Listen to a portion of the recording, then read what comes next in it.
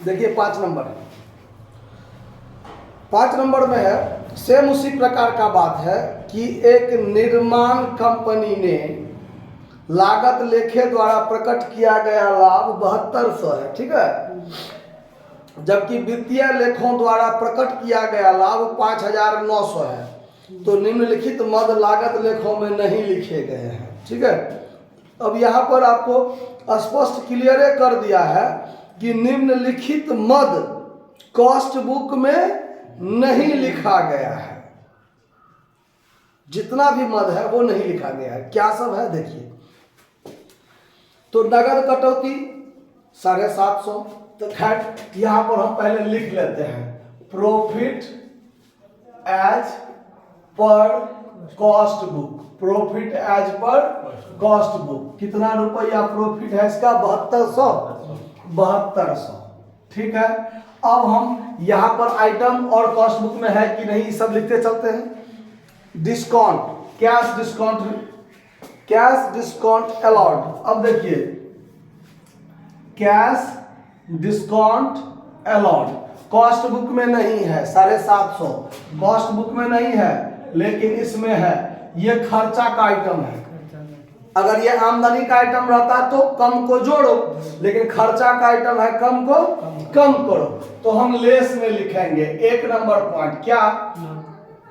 तो खर्चा का आइटम है और नहीं है, तो not charge of cash discount allowed in cost book. कितना रुपया? 750। क्या करेंगे? लेस करेंगे, माइनस में रखेंगे कितना? 750। अब चलिए दूसरा पॉइंट क्या है? स्टाफ का पेंशन 650। स्टाफ का पेंशन कॉस्ट बुक में नहीं है। 600 रुपया तो कॉस्ट बुक में नहीं है, तो खर्चा का आइटम है, कम को कम करो। तो 2 नंबर में फिर वही बात, not charge of staff pension in cost book. Shortcut में लिख देते हैं, ठीक है। आप लोग पूरा लिख लीजिएगा, मार्कर से लिखने में क्या होता है? ज्यादा जगह लेता है। तो ये भी 600 रुपया क्या होगा? माइनस में चला जाएगा। उसके बाद है कंपनी के कार्यालय को हस्तांतरित किए गए व्यय, यानी ऑफिस एक्सपेंस 400 रुपया, जो कॉस्ट बुक में नहीं दिए गए, ठीक है। तो यहां पर लिखते हैं ऑफिस एक्सपेंस इसमें नहीं है, यानी कम है। कितना है? 400, जबकि इसमें है, तो ये भी 400 क्या होगा? घट जाएगा, खर्चा का आइटम है। 3 number, not charge of office expense in cost book. 400 रुपया, ये भी क्या होगा? घट जाएगा। उसके बाद कानून के अनुसार देय क्षति, देखिए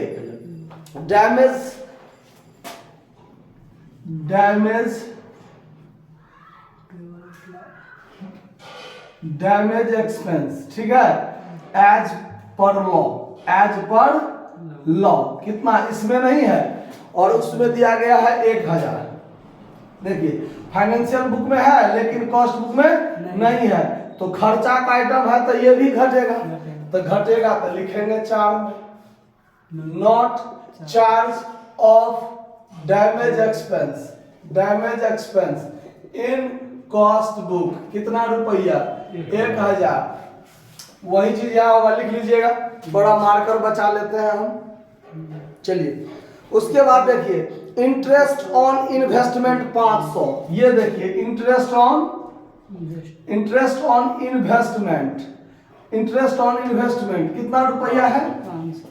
500 रुपया।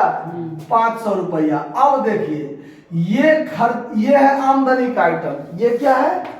इनकम का आइटम है। क्या है? इनकम का आइटम है, कॉस्ट बुक में नहीं है। कॉस्ट बुक में तो इसको क्या करना पड़ेगा? कम को जोड़ना पड़ेगा। कम है तो कम को जोड़ो।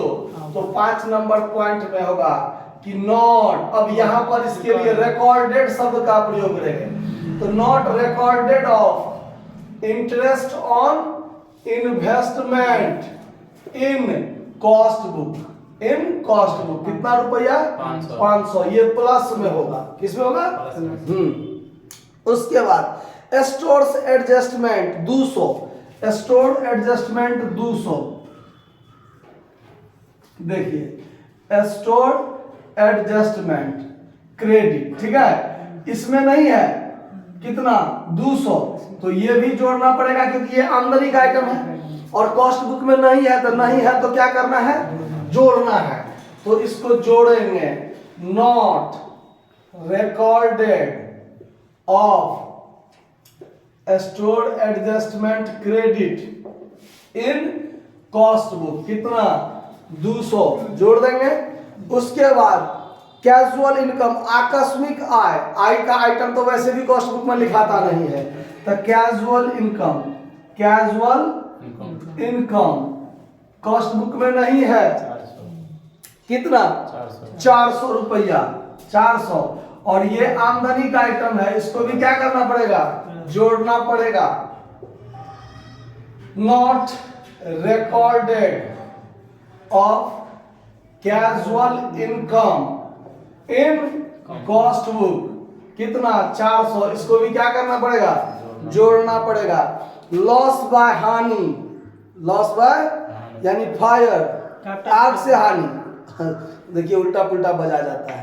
अच्छा, कैपिटल प्रॉफिट भी है पहले, कितना? 750। अब तो जगह का अभाव हो गया है कि नहीं? चलिए कोई बात नहीं, कैपिटल प्रॉफिट कितना है? Capital profit 750। कॉस्ट बुक में नहीं है लेकिन इसमें है, तो ये भी 750 क्या करना पड़ेगा? जोड़ना पड़ेगा। 7 नंबर पॉइंट में क्या लिखेंगे? Not recorded of capital profit in cost book कितना रुपया? 750। ये भी प्लस में जोड़ना पड़ेगा। उसके बाद है loss by fire, loss by fire, चलिए यहां लिख लेते हैं, लॉस बाय फायर। आप लोग इसी को बढ़ाते जाइएगा, हम यहां लिख लेते हैं। यहां आइटम हो गया, ये कॉस्ट बुक और ये फाइनेंशियल बुक, ठीक है? ठीक, तो कॉस्ट बुक में तो नहीं है और फाइनेंशियल बुक में कितना है? 600 रुपया। तो फिर इसमें नहीं है और ये खर्चा का आइटम है, तो कम है, तो कम को क्या करो? कम करो। ये 600 रुपया घटाना पड़ेगा। 8 नंबर पॉइंट में क्या लिखेंगे? Not charge of loss by fire in cost book कितना? 600। किसमें रखना पड़ेगा? माइनस में। उसके बाद cash discount received, cash discount, हाँ, CD received, cash discount received, इसमें नहीं है तो कम है, कितना रुपया है? 200 रुपया है। आमदनी का आइटम है, कम है, तो कम को क्या करो? जोड़ो। तो फिर इसको 9 नंबर पॉइंट में क्या करेंगे? नॉट रिकॉर्डेड, ये आमदनी का आइटम है, not recorded of cash discount received in cost book कितना? 200। क्या करना पड़ेगा? ऐड करना पड़ेगा। बात समझ में आया? कोई दिक्कत? अब यहां पर इतना को आप जोड़ घटाव कर लीजिए, जो निकलेगा वो निकलेगा आपको profit as per financial book, ठीक है? तो कितना है बुक आंसर? सवाल में देखिए तो 5900। ये आपका 5900 निकल जाएगा, जोड़कर देख लीजिए, हम दिखा देते हैं। 7200 है, 7200 है। इसमें शुरुआत में सब घटाने वाला है। 750 घटाइए, फिर 600 घटाइए, फिर 400 घटाइए, फिर 1000 घटाइए, हो गया। फिर 5 2 7 7 7 14 14 4 1850 जोड़िए, 18 और 2 2050 जोड़िए, इसमें प्लस कर दीजिए 2050 और फिर इसमें से घटाइए 200 रुपये, 600 रुपया, हाँ, इसमें से घटाइए 600 रुपया, 5900 रुपया आ गया। समझ में आया बात? कहीं कोई दिक्कत? नोट कर लीजिए। धन्यवाद।